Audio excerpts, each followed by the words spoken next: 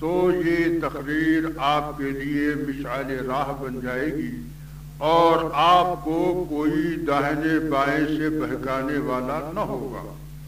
اگر کوئی بہکائے گا تو آپ اس کا جواب دے دو گے، اور اگر تقریر آپ نے سن لیا اور بھول گئے تو بڑا نقصان ہو جائے گا۔ ذہن میں اس کو یاد رکھنا چاہیے۔ میں نے جس آیت کریمہ کی تلاوت کا شرف حاصل کیا ہے، اسی کی روشنی میں کچھ باتیں عرض کرنے کی کوشش کروں گا۔ سب سے پہلے آپ یہ سوچو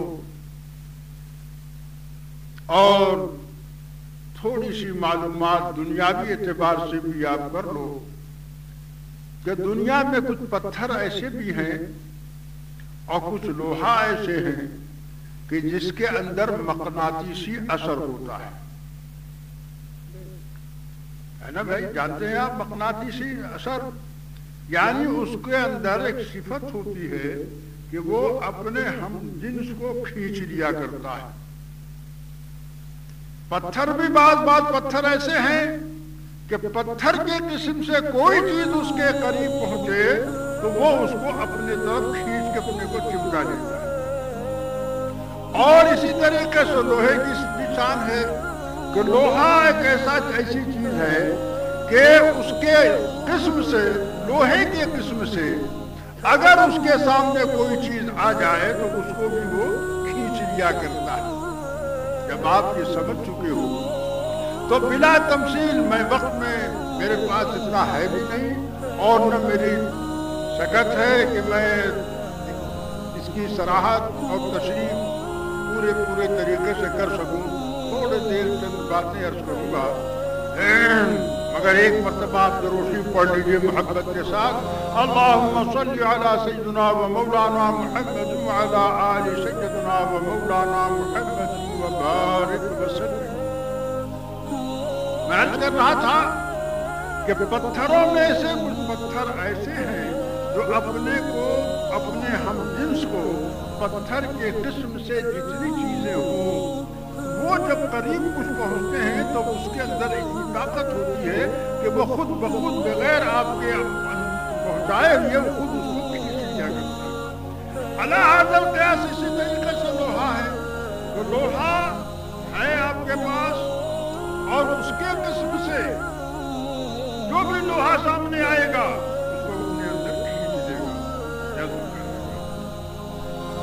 بلا تمثیل سمجھو کہ ہمارے آقا مالک سرکار مدینہ ارواحنا فداہ محمد رسول اللہ صلی اللہ تعالی علیہ وسلم جب دنیا میں تشریف لائے، لباس بشری میں آئے، شکل انسانیت میں آئے، لیکن ایک مقناطیسی اثر لے کے آئے، ایسا مقناطیسی اثر لے کے آئے کہ جو انسان مثل انسان کے ہے، جو جس انسان کے اندر انسانیت ہے، میرے آقا مدینے میں بیٹھے ہیں مگر بلال حبشی کو حبش سے کھینچ رہے ہیں، سلمان فارسی کو فارس سے کھینچ کے چلے آ رہے ہیں، اور اللہ حضرت سیدنا صہیب رومی کو ان کے روم سے کھینچ کر اپنا غلام بنا رہے ہیں، اپنا کلمہ پڑھا رہے ہیں، اور جو انسان کے قسم سے نہیں ہے، انسان کے جسم سے نہیں ہے، اس کو حضور چھوڑ کے چلے جا رہے ہیں۔ ابو جہل کو چھوڑ دیا، عتبہ کو چھوڑ دیا، شیبہ کو چھوڑ دیا،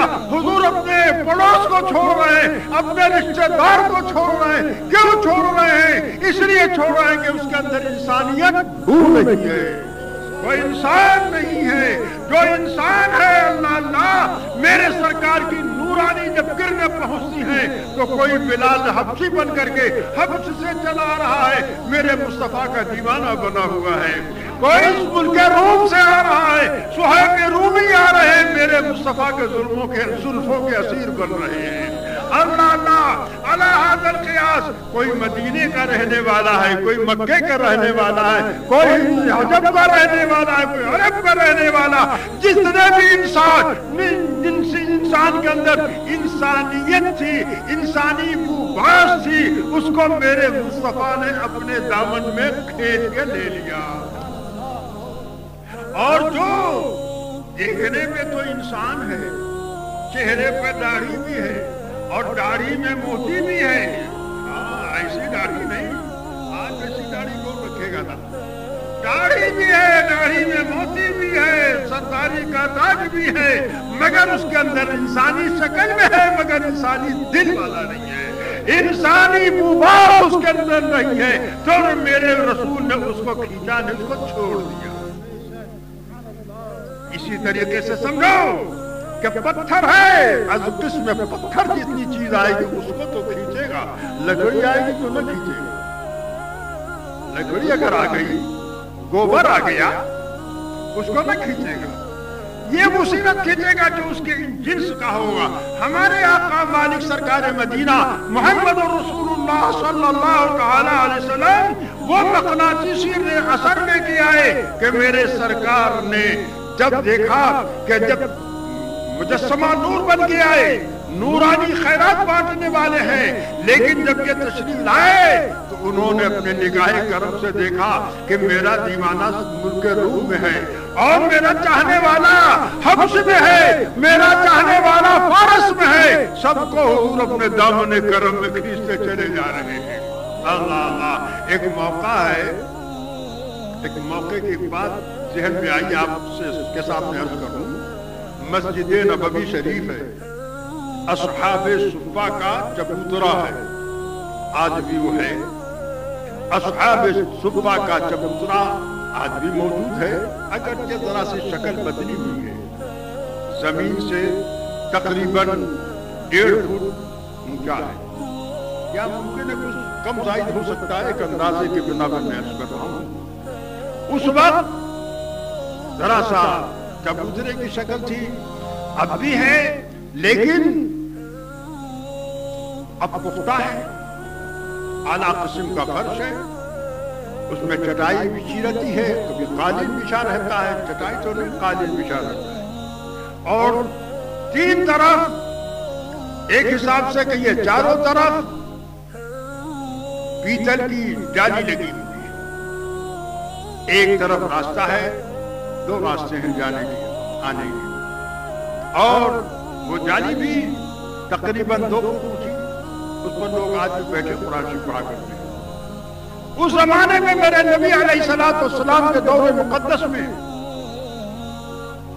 वो सहाबा जिनके घर दर नहीं थे, बीवी बच्चे नहीं, बस अकेले हैं, मेरे रसूल अलैहिस्सलातु वस्सलाम के दीवाने हैं, बैठे हैं उसी चबूतरे पर कुरान की तिलावत कर रहे हैं और साहिबुल कुरान की जियारत कर रहे हैं।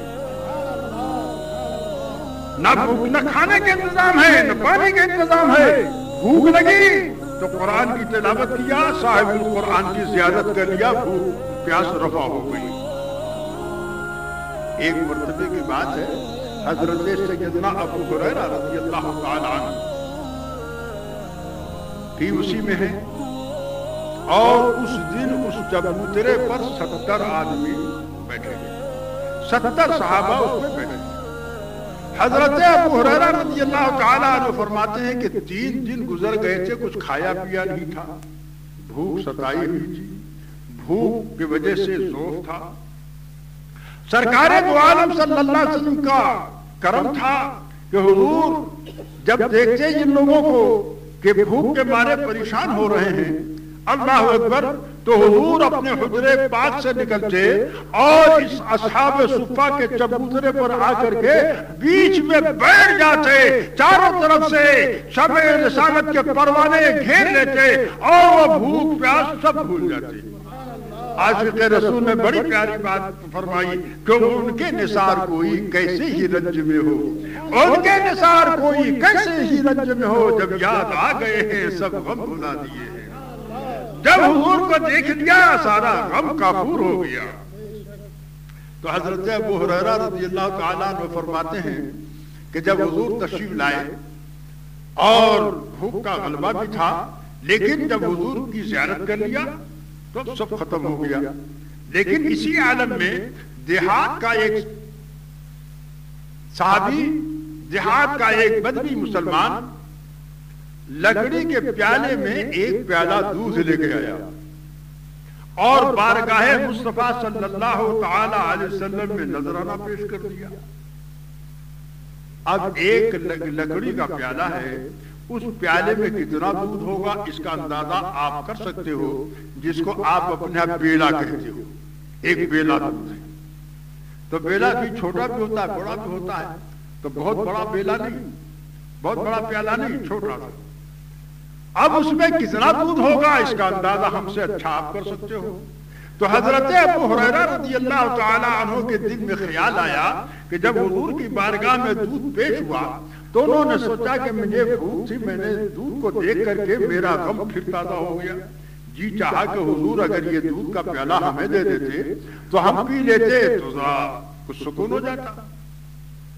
یہاں تک کہ حضور علیہ الصلوۃ والسلام نے پیالہ ہاتھ میں لیا اور ابو ہریرہ کو یاد فرمایا، آواز دی، انہوں نے سوچا اور کہا لبیک و سعدیک یا رسول اللہ، اے حضور حاضر ہوں، کیا حکم ہے؟ تو سوچا کہ حضور دودھ ہم کو دیں گے پینے کو، مگر حضور نے دیا تو کہے وہ ابو ہریرہ لو یہ پیالہ ہے دودھ کا، لے لو اور ایک کنارے سے اپنے سب بھائیوں کو پلاتے چلے آؤ، اور سب سے کہنا پیٹ بھر کے پیئے، کوئی خالی پیٹ نہ رہے، پیٹ بھر کے پیئے۔ اللہ اللہ، اب ذرا دیکھو ایک پیالے دودھ میں کتنا دودھ ہوگا بھائی؟ زیادہ زیادہ آدھا کلو، پاؤں کلو، یا زیادہ زیادہ 1 کلو سمجھ لو، اور 70 آدمی ہیں، اور حضور کا فرمان ہے سب سے کہنا پیٹ بھر کے پیئے۔ مگر وہ پیالہ جانتے ہو کہاں پہنچا تھا؟ رحمت للعالمین کے ہاتھ میں پہنچا تھا۔ اس پیالے پر نظر پڑ گئی ہے میرے مصطفیٰ جان رحمت صلی اللہ علیہ وسلم کی، تو اس دودھ میں اتنی برکت ہو گئی کہ ابو ہریرہ رضی اللہ تعالیٰ عنہ فرماتے ہیں میں نے ایک صحابی کو دیا، کہا حضور کا حکم ہے سے پیٹ بھر کے پی لیا، 3 سانس میں پیٹ بھر کے شکم سیر ہو گئے۔ ابو ہریرہ فرماتے ہیں رضی اللہ تعالیٰ عنہ کہ میں نے جو غور کر کے دیکھا تو پیالے میں سے ذرا بھی دودھ کم نہیں ہوا، پیالہ بھرا کا بھرا ہے، اور ایک صحابی کا پیٹ بھی بھر گیا۔ میں نے دوسرے صحابی کو دیا، ان کو دے دیا کہ آپ لیجیے صاحب پی لیجیے، انہوں نے بھی پیا۔ میں نے کہا بھی دیکھو پیٹ بھر کے پیو، سرکار کا حکم ہے پیٹ بھر کے پیو۔ انہوں نے کہا میرا بھی پیٹ بھر گیا ہے، اب گنجائش نہیں، اب آپ لے لیجیے لے جائیے۔ وہ کہتے ہیں کہ میں نے پھر دیکھا غور کیا تو دودھ ذرا بھی کم نہیں ہے، تیسرے صحابی کو دیا، انہوں نے بھی پیٹ بھر کے پی لیا، دیکھتا ہوں کہ پیالہ بھرا کا بھرا ہے، اور اس کے بعد چوتھے صحابی کو دیا، انہوں نے بھی پیٹ بھر کے پیا، پھر دیکھتا ہوں پیالہ بھرا کا بھرا ہے، پانچویں صحابی کو دیا، یہاں تک کہ نمبر بائی نمبر یہاں تک پہنچے کہ 69 صحابہ کو میں نے پلایا، اور سب کو پلانے دینے کے بعد بھی میں نے دیکھا کہ پیالہ اپنی جگہ پر لبریز ہے، بھرا ہوا ہے۔ اور حضور علیہ السلام کی بارگاہ میں لے کے میں پہنچ گیا، یا رسول اللہ سب کو پلا دیا، پیٹ بھر کے پی لیا لوگوں نے۔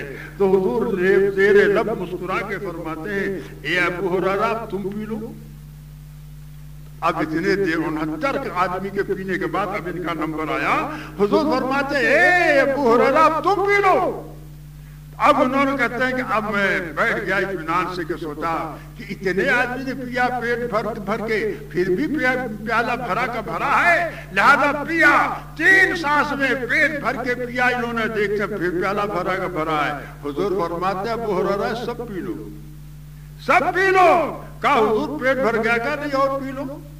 جب انہوں نے کہا سرکار نے فرمایا پی لو، تو کہتے اب جو پیا میں نے تو 1 سانس میں پورا پیالہ اتار دیا۔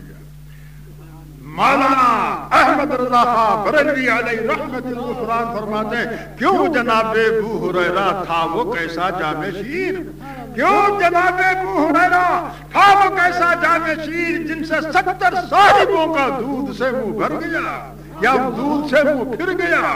اللہ اللہ، اے میرے بزرگوں اور دوستوں، تو میرے نبی علیہ السلام کی شان یہ ہے کہ جب وہ دیکھتے ہیں کسی چیز کو تو ان کے دیکھنے کی کیفیت بے مثل و بے مثال ہوتی ہے کہ ویسا کوئی نہ دیکھ سکا ہے نہ قیامت تک دیکھ سکے گا۔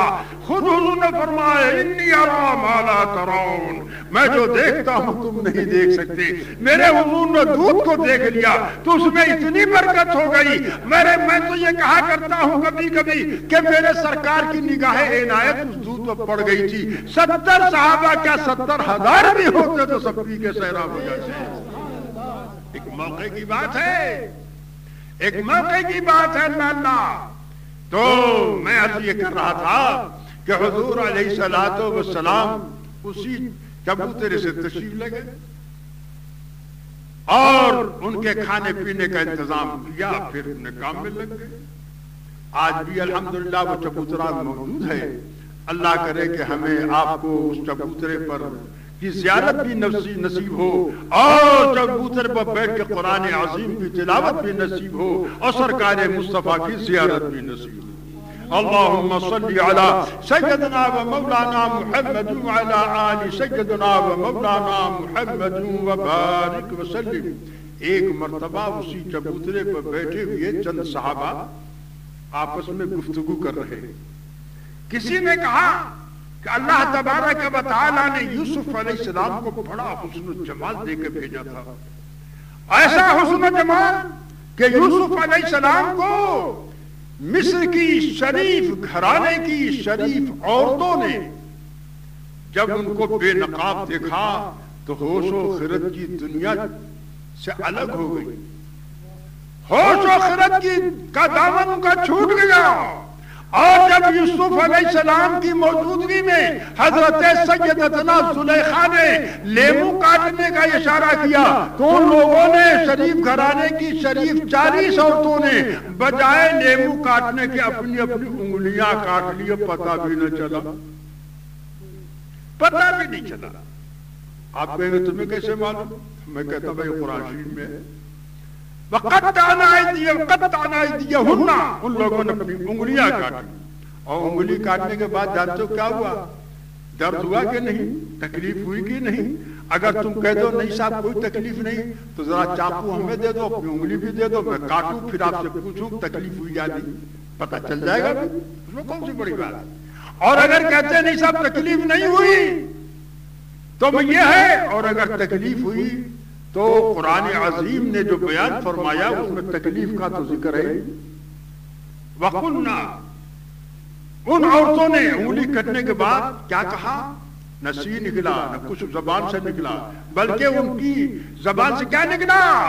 وَقُلْنَا مَا هَذَا إِلَّا بَشَرًا، ارے یہ شخص کوئی انسان نہیں ہے، یہ تو إِنْ هَذَا مَلَكٌ كَرِيمٌ، یہ تو کوئی فرشتہ ہے، کرم کرنے والا فرشتہ ہے، بڑا پیارا فرشتہ ہے۔ تو وہ جو مصر کی عورتیں تھیں وہ مسلمان نہیں تھیں، وغیر مسلم کا یہ، مگر یوسف علیہ السلام کے حسن و جمال کو دیکھ کر کے ان کو ملک کریم کہہ رہی ہیں۔